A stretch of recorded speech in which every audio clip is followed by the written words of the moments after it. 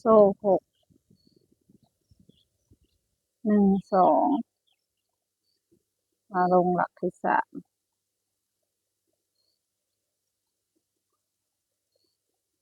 ลงหลักที่3กับหลักที่4จำนวน2หลัก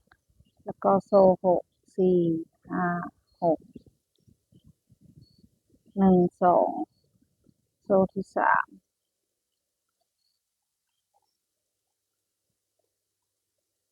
กับโซ่ที่4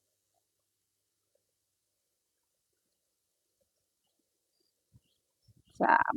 4 5 6 1 2 3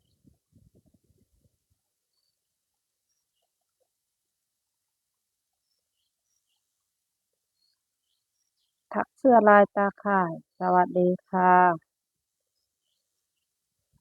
เสื้อตัวนี้ยังไม่มีคลิปแบ่งปันในการถักนะคะ3 4 5 6 1 2 3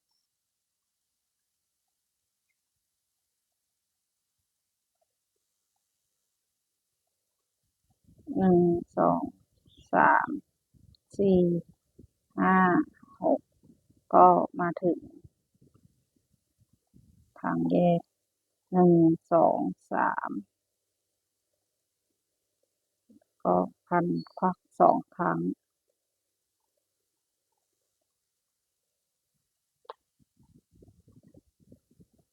โซ่2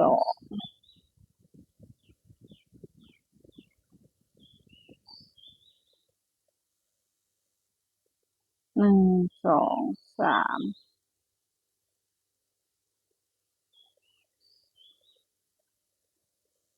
1 2 3 4 5 6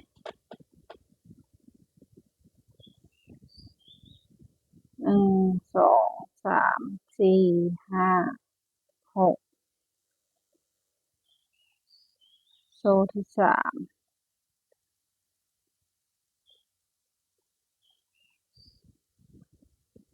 1 2 3 4 5 6